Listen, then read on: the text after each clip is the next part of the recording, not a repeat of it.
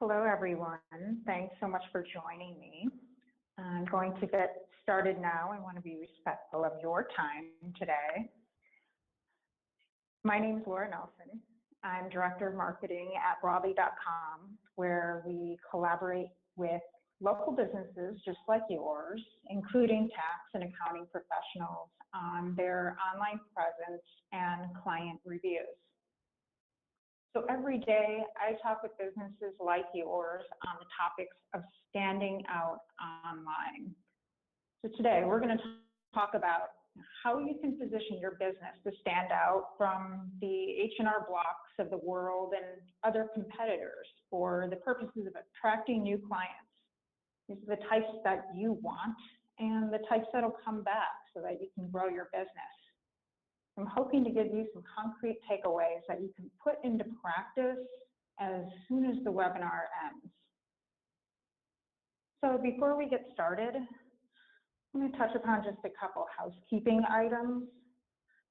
There's a questions feature in the GoToWebinar software, so feel free to use that as we go along. I'll try to address some of your questions throughout as they come through, and if I don't get to them, I'll leave some time at the end for Q&A. So that should be on the right side, about toward the middle. If you're not seeing it, use that arrow to expand that part of the panel. Next, I got a question about handouts. We will be sharing the link of the recording of the webinar with you after the session. So if there's anything you missed or anything you want to review again, you'll have that information. Finally, find us on Twitter. If you're online, we have pages on both Facebook and Twitter. Our handle is @GetBroadly. My email address is laura@broadly.com, and I'll also include my contact info at the end of the session. So let's switch gears. Let's talk about you, the business owner. Here you are. You're a busy professional. Maybe you've been in business for years and you have a huge book of business, lots and lots of clients. Or maybe you're just starting out and you're looking to land your first few clients in the coming weeks and months.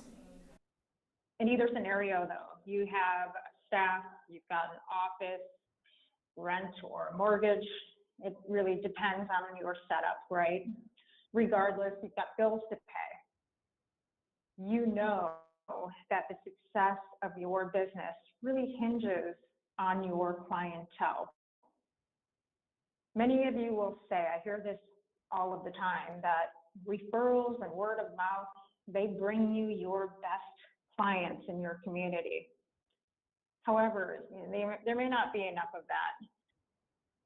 So we're going to talk about how you drive more word of mouth and get your happy clients talking about your business.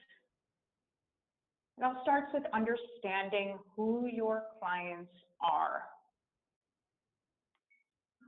So here at Broadly, we have a few customer personas we like to keep at the forefront. Here's an example we call Elsie. As a marketer, I like to think of clients like Elsie as modern consumers. So Elsie is your typical modern consumer of 2017. She's married, she lives in Oakland, California, she owns a house, has a couple kids, she works full-time as a school teacher, she's involved with PTA and has similar habits that you and I may have.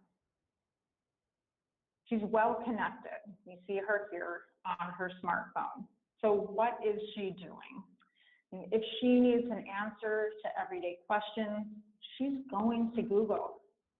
She's looking for a restaurant in her area, she's going to Yelp. She's booking a trip using TripAdvisor. She's looking for those experiences that people have reported online. So the reality, as you already know, the internet's in our pockets. You don't have to be tech savvy to navigate the internet to find what you need. So when someone like Elsie or you or I need to solve a problem and find a local business, whether that's a pediatric dentist for our kids, a roofer to fix a leak, or a tax or accounting professional like you, we ask our friends for recommendations, or we may turn to our smartphones or computers first. So we're not alone. In fact, 80% of consumers are starting their search online. You know, they're using their smartphones, they're using their laptops. They may have something like Alexa in their homes to conduct that search for them. So what does that search look like? You've seen this before.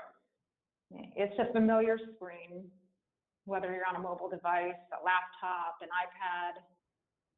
You're looking to Google to solve that problem. So let's say Elsie's looking for an accountant in Oakland. She's not sure who to call. She dials up Google. Let's take a look at what comes up.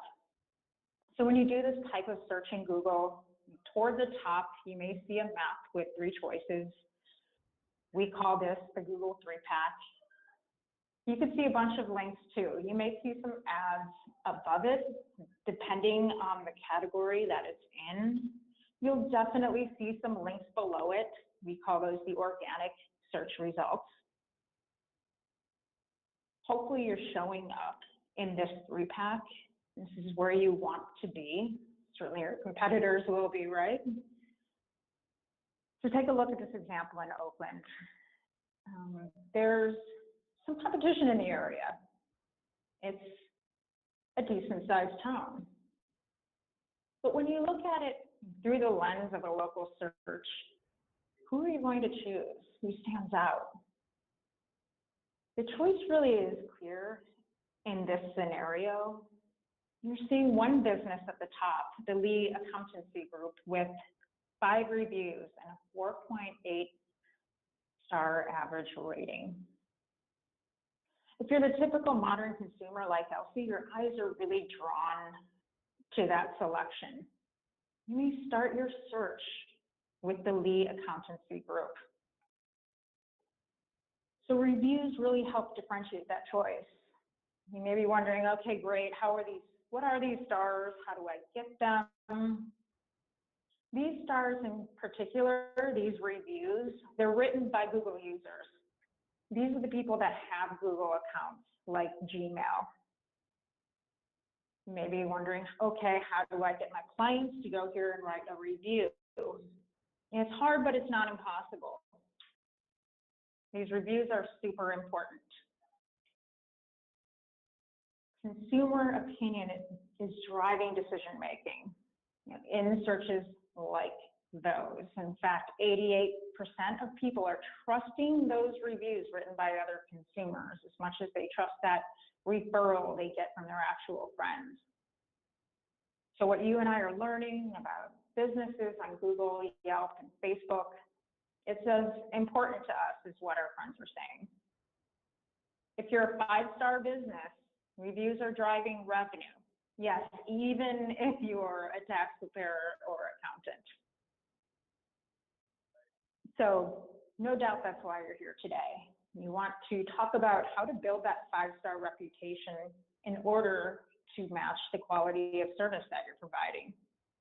And probably thinking in your mind, hey, Laura, I already know that.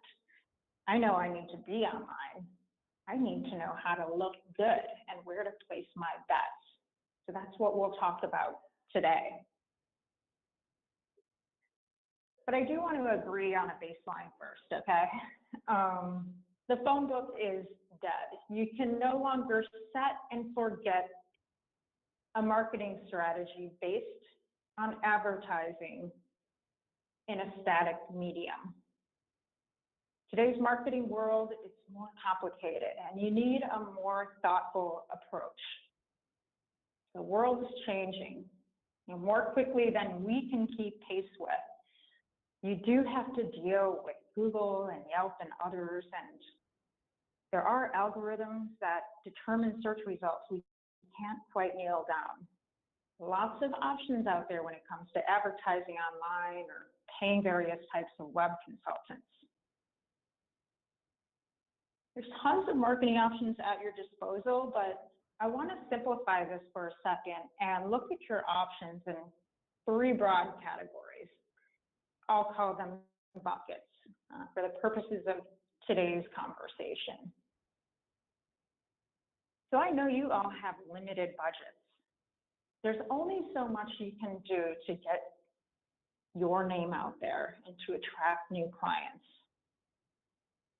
You need to make choices and trade-offs in terms of where you put your dollars.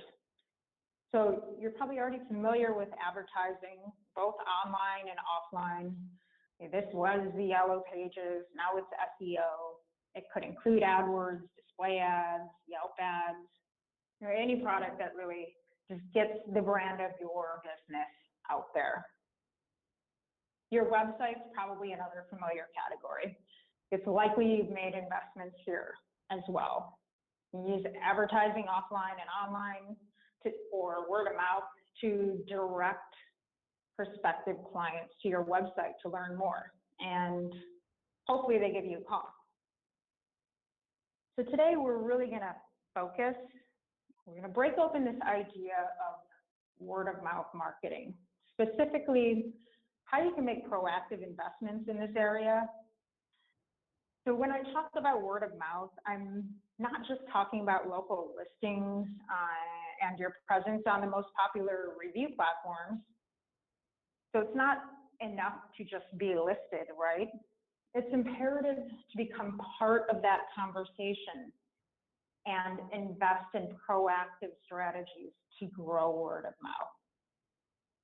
So platforms like Google and Facebook, they're shaping the internet. People want word of mouth and recommendations. We want to have those conversations online. It's increasingly important to build that online reputation. You have to be part of that strategy. So let's shift gears here. Let's talk about the fundamentals of building that strategy. It's about getting proactive. These are the most important pages and websites for your business. These are your Google listing, your Yelp profile, your Facebook business page, and your website. All of these pages working together are going to form a strong foundation for your business's online presence. So you may be thinking, hey, I don't read reviews, it doesn't matter. I've already made the case. Your clients are, and so are the clients that you're trying to attract. What's more, if they get a recommendation from a friend, if you've got offline word of mouth happening and your great clients are telling their friends about you, they still have to go online. That new client still has to go online to look you up and learn more. They've got to find your phone number. They've got to find a way to get in touch. So why these 4 pages?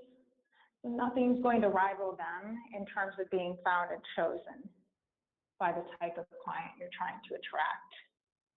And this is where the consumer eyeballs are.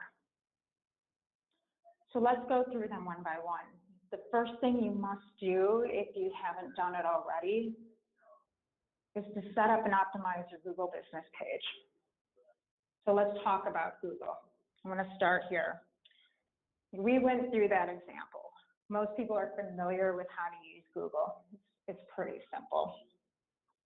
If you're a tax preparer or accountant and you're trying to stand out online, the mechanics of Google, of looking good on Google, get more complex. The algorithm changes constantly. It's tough to keep up with those changes and feel like you're in control. But there are fundamental things that you can be doing to ensure that your business is looking great in a Google search. I'm going to walk through those. So right now, what you're looking at is a typical Google search result and listing.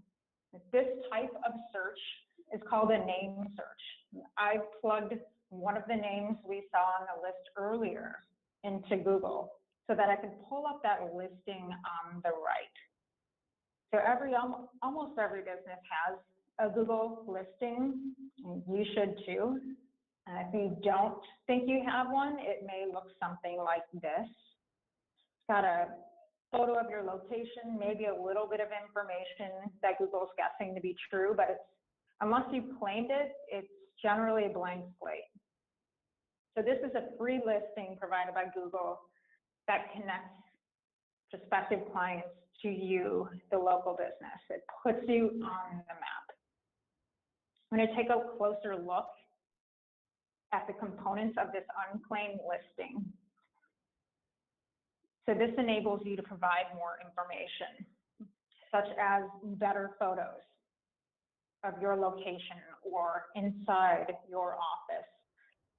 You can verify your address too. You can suggest changes. You can only do this if you take ownership of your Google listing. You can show off your great client testimonials. This is free, by the way. So everyone has the opportunity to claim this listing or create one if yours doesn't exist today. So let's take a look on the flip side. What does this look like once you've taken ownership? This is what it looks like when you've claimed and optimized your listing. So check out Lee Accountancy in Oakland. Remember, this was the first one we saw that had 5 Google reviews. Let's see why it's turning up on top. So note how the photos, additional information, client reviews, they provide real context as to what's happening with that business. They generated 5 Google reviews. They've added more photos. They're getting reviews on other platforms for their business. This provides more context, more information for that prospective client to evaluate the business and determine whether they're going to make the call. So I want to acknowledge something here and talk about the number of Google reviews, because I get this question a lot from business owners, and it will vary depending on the market that you're serving. And the question's about how many Google reviews do you need? It depends on what your competition's doing, depends on the population you're serving. You're going to need more than a few. In fact, while this listing looks great, they're going to need more than 5 to stay competitive and to stay relevant in a Google search. Now, the reason for that is the first few reviews are always suspect. We know that they come from family and friends, and you really need to reach out beyond your friendly sources to get authentic client reviews. So think about that as you build a proactive strategy to generate more reviews. Look at your competition, see what they're doing, set a goal for yourself. So as I mentioned previously, Google's search algorithm, it's not entirely known, it's constantly changing, but we do know that reviews play a part in that search. Google values recent and relevant reviews. So the updates I pointed out are the must-dos that make a difference between a business that stands out and one that is simply listed. So I'm not here to plug Google, I'm not selling for Google, but I would just want you to understand that this is a really great first impression that you can make in a local search for your business. This is the foundation for everything that follows. I talked about those different types of searches that consumers are doing. They're looking on desktop, they're looking for mobile devices, they're using voice search. If they're using the term best in any of those, if they're evaluating through reviews, and you want to make sure you're covering the basics so that you're looking good. So I'm going to shift gears here and talk about Yelp. Many of you may have experience with Yelp, either on the consumer side or as a business owner. I'm going to wager that a lot of you do anyways.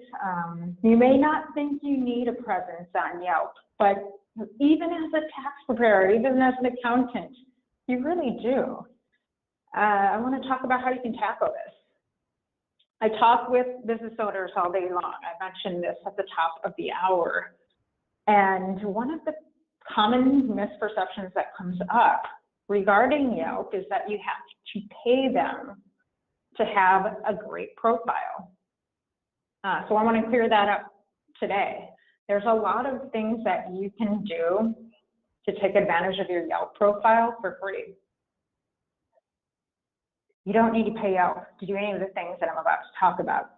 And you can't pay Yelp to get the part that matters most, and that is your great client reviews. So what are the must-dos on your Yelp page?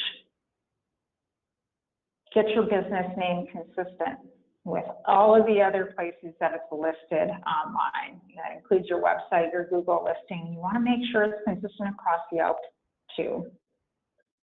Because think about where that consumer's eye is going when they land on your page. You know, they want that familiarity with your name, but also gotta look good on Yelp because your rating is going to go right underneath your name. So quite simply, how are your clients scoring their experience with you and with your staff?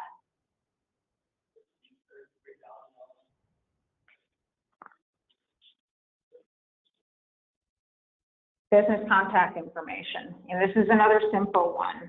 As I mentioned, you can update this for free. So make sure that prospective clients know how they can get in touch with you. And they're going to want all of the options that you offer front to end center here. So you've got a business office phone, make sure that's correct on there. Some people will call, some people will prefer to find you online on your website. Make sure that's linked to your Yelp page. Business photos. This is another free aspect of the Yelp listing. You may not think it's a huge deal in your industry, but it can be. Your clients, at the end of the day, are looking to do business with people. So make sure you can put a friendly face on your Yelp listing. Show off your staff. Give them an idea of who they're going to be consulting with. Your business hours. Let prospective clients know when you're open. This is important to Yelp. One of their search filters is actually showing which businesses are open and closed. So you want to make sure your hours are correct here so that when people are calling you in the middle of the day and you're in fact open, that your Yelp listing reflects that. So when you take ownership of your Yelp page, you're going to gain access to all of your page stats. And this is the initial dashboard that you'll see. You can access this from biz.yelp.com. That's B-I-Z, zebra.yelp.com. So this includes a summary of all types of people who have been to your page, right? You can see that on the activity feed. Sometimes it provides a little more context on where that user is based and what they did next. The bar chart at the top gives you a summary by month of your user views. Dig into that. Understand what people are doing from your Yelp page. Are they going to your website? Are they clicking on your phone number? You can make all of those updates that I mentioned on the left side through those options: business information, photos and videos, etc. Probably the most important tab here is your Yelp reviews. This is where you can view, you can respond to all of your Yelp reviews. So as I mentioned earlier, I'm talking with business owners all the time who aren't aware that you can do these free things with your page. So this is Broadly's page. I pulled these examples last month. We don't advertise with Yelp, but we can take advantage of those dashboard features. They're free.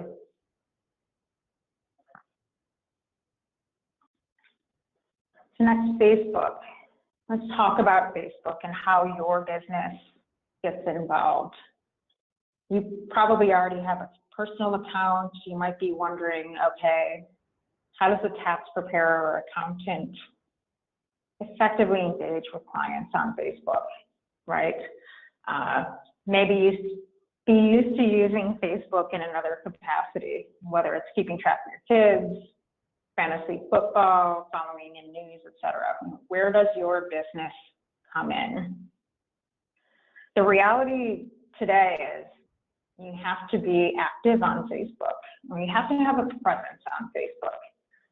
You'll need a Facebook page for your business as well.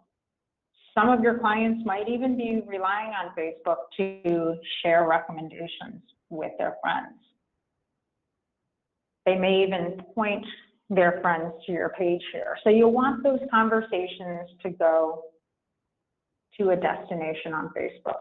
So as with Google and Yelp, every business can set up a page on Facebook for free. There's a few things that I want to point out here. These are the basics. There are options here for your clients to like your page, point that out to them. You can add photos, like that beautiful cover photo here, to personalize your presence on Facebook. As with the other review platforms, you can get star ratings here, too. You can list your contact info. Important that it's consistent across all of your pages. Link your website, for sure. And something else I want to point out, messaging. See that entry above the website on this page? Facebook's tracking how quickly you respond to anyone who makes an inquiry to your business. People are looking for quick responses, and believe it or not, they're asking questions through the Facebook platform. So take advantage of that.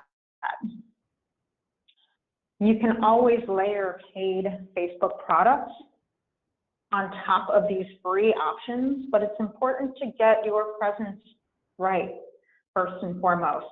Make sure you're looking good on Facebook, that your business page is looking good, so that your paid options are doing their best work. In other words, if we don't have the fundamentals, any investment you make above and beyond that won't be optimized. So Facebook, again, is just another way to be present where your clients are hanging out, where they're telling their friends about businesses that they love, including yours. So get these fundamentals right. So we talked about some of the fundamentals on important consumer pages like Google, Yelp, Facebook. All of these pages, if they're set up correctly, they're going to link back to your website. The goal is to look great on those pages and point that prospective client back to your website. So your website is still critical. It's your business's home online. It's where you have full control over the story of your business. This is where your prospective clients are going to learn more about you, your staff, and your services. I'm going to cover some of the basics. Let's walk through some of the most important elements of a strong accountancy or tax prep website. There are many approaches you can take to personalize your website. I'm going to use Kilgore & Company as an example. First and foremost, make sure it's inviting. What Randall does here uses his artwork to literally paint a picture of his location, let people know where they're coming to. He's also got a friendly headshot on that homepage as well. He's got clear and easy navigation on the top. You know, any visitor who's visiting his page understands where to go for additional information. You know, it's important to make it straightforward in what we call the navigation on top. But I do want to point out, most importantly, your website's got to be mobile friendly. More than half the searches on Google are done from mobile devices. This includes iPhones, this includes tablet devices, Android devices, etc. So if you're not sure that your website's mobile friendly, there's a simple tool on Google that's going to let you know. So write this down. This is the link to that mobile friendly test. Make sure that your website's passing this test, so that's going to rank effectively in local search. So according to Google, any sites that are not mobile friendly are penalized. In other words, they're not ranking as effectively in a local search as those that are mobile friendly. So I just want to point out a couple things about an effective website that will help you draw in those clients once they land on your page. Talk about your specialties.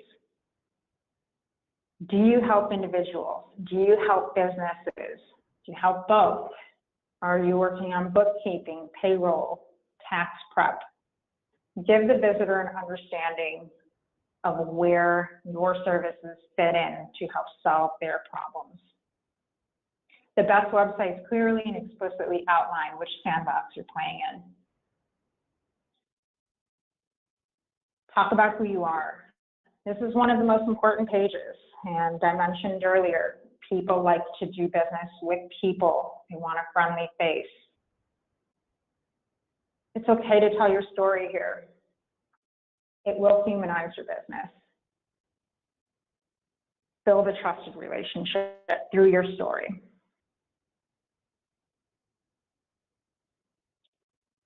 Client reviews, the most important page on your website. It's not enough to tell people what you do, how you do it. Share the client experience with them as well. This portion is crucial. Remember that stat I shared earlier, 88% of people trust online reviews written by other consumers as much as they're trusting those recommendations from friends. Reviews are helping build that trust. They're providing that social proof that you are who you say you are. So share them on your website as well. You may have noticed already, and maybe that's why you're here today, that reviews are the common thread across all of these important pages. You really want to get them on Google. They'll help you be found in that initial search. Got to get them on Yelp. Your profile's only as strong as the number of reviews you have and how good they are. Facebook, you want to enable your clients to rate and refer you on Facebook. Finally, you want to tie them all together on your website where prospective clients are going to read more. So you may be wondering, okay, how do I get reviews, real ones from real clients? And that's what I talked about in making a proactive investment. This is about building a process and potentially about making an investment in a system that's going to help you with this. It is time to get proactive and become part of that conversation. So what I mean by a system, what you need to do is create a system to thank your clients and ask about their experience with your business. Are they satisfied with the service you provided? Or is there something that is lingering that you need to fix? You're not going to know either until you ask. This needs to be an automatic part of wrapping up an engagement with any one of your clients. So I know that this can be scary if you haven't done it before, especially. You may be nervous to try. You might be thinking, okay, what if I say something bad? What if I'm putting the idea in their heads to complain?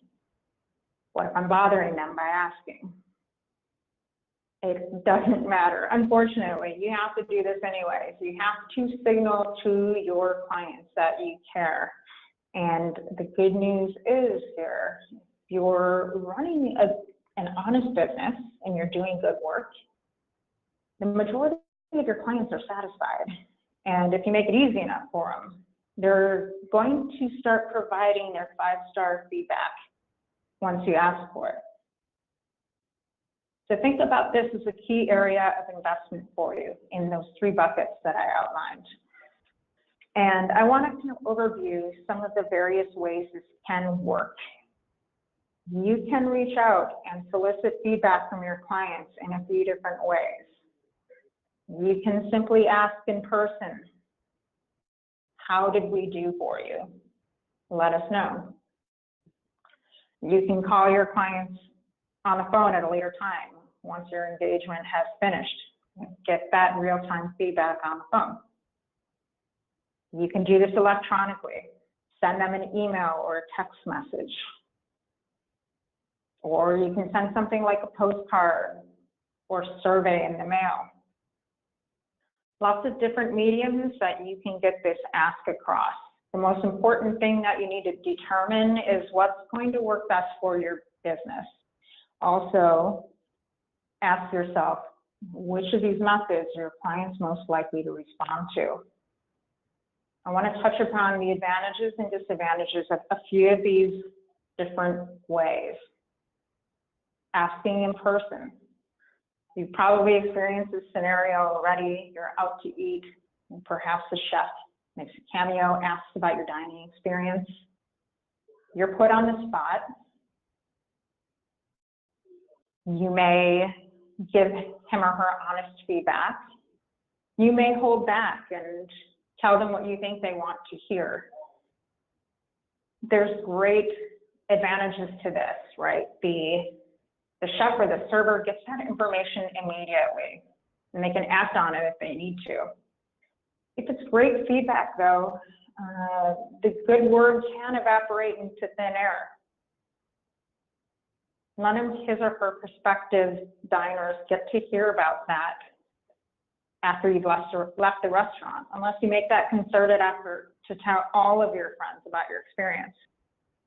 So think about that approach in the context of your own business, and whether taking it upon yourself or your office staff to ask for feedback in person is going to do the job alone. Let's think about another option. I mentioned feedback forms. A paper feedback form may be familiar to you already. This is very common in the medical field, especially. You may get one after every appointment. I sure do. I just got one recently, a few weeks ago, after a routine visit, just as I do with every other visit, and it's a very lengthy survey. Despite the quality of care that I'm receiving, I've never filled this out once. Unfortunately, it's too big of an ask. It's long. For this reason, surveys generally don't have a high engagement rate. They're impersonal. They're long. As I mentioned, it's too big of an ask. So today I want to challenge you to think of a better way. Even if your clients currently engage with this kind of survey, the downside is the information is not translating to Google or to Facebook or to your website's testimonials page. It gives you information, but it doesn't provide that social proof that you're trusted, that you provide quality services. And so let's look at those electronic methods that I talked about. These are inexpensive, they're immediate, but they're not too intrusive. Something like the simple thank you email or automated text that comes from you after you've wrapped up the engagement It can include links to your Google listing, your Yelp page. It can make it easier for your client to engage. You can't do that with a paper survey. You can't do that with a phone call. So there are really effective ways to do this. There are ways that are less so. It's something that we specialize in at Broadly, so we can talk about that at a later date. But what I do want to emphasize here is by putting a system in place that works, you're going to start getting reviews, and getting reviews means you're going to start showing up higher in search results and standing out above your competitors. Is the goal here with your business, as it is with the chef, is to translate that great feedback from an offline conversation to one that happens online. Develop a system to follow up with your clients, again, to thank them and to elicit that feedback across the sites that are going to matter most to your business. I do want to address one thing about negative feedback, and maybe you've experienced this with your own business. You might know from experience how much a negative review can hurt, especially when Yelp or Google won't take those reviews down, even in a scenario where they're not a real client of yours. It really hurts when people find them useful in their search. Hiding from this is not an option. If you haven't seen your page, that doesn't mean it doesn't exist. And doing nothing, not making word of mouth a proactive part of your marketing strategy, is going to mean that you're not going to have a lot of reviews. And you may know from experience that the angry people are going to get out ahead of this and perhaps give you feedback in a public place. So ideally, when you're actively asking for feedback, you're getting any negative response privately or offline. It becomes an easier option to address that negative feedback before it becomes a lasting part of your online reputation. We help with that Broadly, but here's the deal. Just generally overall, the best strategy to combat a negative review is to get more positive reviews. That way, those one-star reviews make less and less of an impact when you're surrounded by loads of 4- and 5-star reviews from your happy clients. So at the end of the day, we talked about a lot today, but there are fundamental things you can do to ensure that your tax prep service, your accountancy is showing up where your clients are looking for you and enabling you to look good. The goal here is to become a 5-star business. This enables you to attract the type of clients you want, charge prices for the services that your 5-star business commands, and establishes you as the premium choice in your area. So I hope that was useful, and I hope it was clear that feedback and reviews are the currency of the internet today and worth your investment. Get proactive and become part of that online conversation to attract more clients offline. So as promised, I'm concluding with my contact information here before we dive in for questions. Again, use that questions panel on the right to submit your questions. I'll take them now. Happy to address them as they come in. If you think of them later, feel free to reach out to me at my phone number here and my email address. Just looking at a couple here and see one from Melissa about responding to negative reviews. I get this one a lot, and she's wondering what the right protocol is. Good one. The goal here is to respond in a way that is quick and concise and gets the conversation offline. It's not worth getting into a protracted battle with a client on your public pages, but you do want to show that client and others who visit your page that you care about feedback and that you care about making the situation right. So provide that writer with a way to get in touch with you, offer to make the situation right. If you have their contact information, note that you'll be reaching out to him or her and take the conversation offline as soon as you can.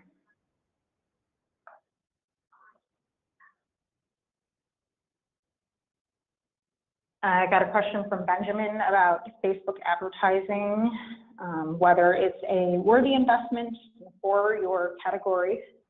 Good question. It really depends on your area and your services. I will say, if you are a high volume practice that wants to attract a lot of individual consumers at certain points in the year, it may be worth investing in targeted campaigns to reach out to people of a certain age or certain demographic in your area during the busy season or preceding the busy season. With a either targeted offer for your new clients or a free consultation, whatever you want to offer to draw them in, or maybe you show off a great testimonial as part of your advertisement on Facebook. There are lots of different options to engage with your community on Facebook. As I mentioned earlier, make sure that your page looks good and you've done the fundamental things to build up your presence there before you layer investment on top of it. I think that's it for the questions. Again, thanks so much for joining me. You have my contact information here. We will be sending the recording to you as well once we have it uploaded. Have a great day and rest of your week. Thanks so much.